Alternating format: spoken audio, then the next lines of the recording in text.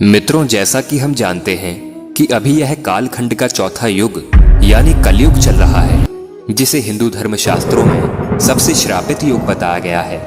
आज के इस वीडियो के माध्यम से हम आपको कलयुग के 5 ऐसे रहस्य बताएंगे जिससे आज का मनुष्य बहुत कुछ सीख सकता है। बात उस समय की है जब पांडवों को वनवास हो गया था। वनवास जाने से पहले पांडव ने भगवान श्री कृष्ण से पूछा था, हे श्री कृष्ण, अभी यह द्वापर का अंतकाल चल रहा है, आप हमें बताएं कि आने वाले कलयुग की चाल या गति कैसी होगी। श्री कृष्ण कहते हैं, मैं तुम्हें इसका सीधा सा उत्तर तो नहीं दे सकता, लेकिन तुम पांचों भाई वन में जाओ और जो कुछ भी दिखे वह आकर मुझे बताना। मैं तुम्हें उसका कलयुग में प्रभाव बताऊंगा। उसके बाद पांचों भाई वन में चले गए। वन में उन्होंने जो कुछ भी देखा उसे देखकर अचंभित रह गए। तो आखिर उन्होंने वन में क्या देखा और श्री कृष्ण ने क्या उत्तर दिया, चलिए जानते हैं इस वीडियो के माध्यम से।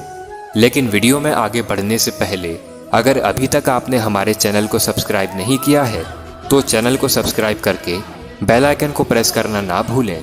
सबसे पहले युधिष्ठिर ने उत्तर दिया, हे वासुदेव, मैंने तो पहली बार 2 सूंड वाला हाथी देखा। यह मेरे लिए तो बहुत आश्चर्यजनक था। इसके जवाब में श्री कृष्ण कहते हैं कि कलयुग में ऐसे लोगों का ही राज होगा जो दोनों ओर से शोषण करेंगे, बोलेंगे कुछ और, करेंगे कुछ और ही, मन में कुछ और होगा और कर्म कुछ और ही होगा। ऐसे ही लोगों का कलयुग में राज होगा। तुम कलयुग आने से पहले तक राज कर लो। युधिष्ठिर के बाद अर्जुन ने कहा कि मैंने जो देखा वह तो इससे भी ज्यादा आश्चर्यजनक था। मैंने देखा कि एक पक्षी के पंखों पर वेद लिखे हुए हैं, लेकिन वह पक्षी मुर्दे का मांस खा रहा था। श्री कृष्ण अर्जुन को उत्तर देते हुए कहते हैं, कलयुग में ऐसे ही लोग रहेंगे जो बड़े ज्ञानी और ध्यानी कहलाएंगे। वह ज्ञान की चर्चा तो करेंगे, लेकिन उनका आचरण राक्षसी होगा। वह बड़े पंडित और विद्वान कहलाएंगे, किंतु वह यह देखते रहेंगे कि कौन सा मनुष्य कब मेरे और हमारे नाम से संपत्ति कर जाए। अर्जुन के सवाल के जवाब के बाद भीम अपना अनुभव सुनाते हुए कहते हैं कि एक गाय अपने बछड़े को इतना चाटती है कि वह बछड़ा खून से लहूलुहान हो जाता है। तब श्री कृष्ण कहते हैं कि कलयुग का मनुष्य शिशुपाल हो जाएगा। कलयुग में माँ की अपने बच्चे के लिए ममता इतनी ज्यादा बढ़ जाएगी कि उन्हें अपने विकास का अवसर ही नहीं मिलेगा। मोह माया में ही घर बर्बाद हो जाएंगे। भीम के बाद सहदेव ने पूछा, हे श्री कृष्ण, मैंने देखा कि 5-7 बड़े कुएं के बीच एक गहरा कुआं बिल्कुल खाली है, जबकि ऐसा संभव नहीं हो सकता। फिर श्री कृष्ण उत्तर देते हैं, कलयुग में लोग लड़के लड़की के विवाह में, मकान के उत्सवों में, छोटे बड़े उत्सवों में लाखों रुपए खर्च कर देंगे, परंतु पड़ोस में यदि कोई भूखा प्यासा मर रहा होगा तो यह नहीं देखेंगे कि उसका पेट भरा है या नहीं भरा है। उनका अपना ही सगा भूख से मर जाएगा और वह देखते रह जाएंगे।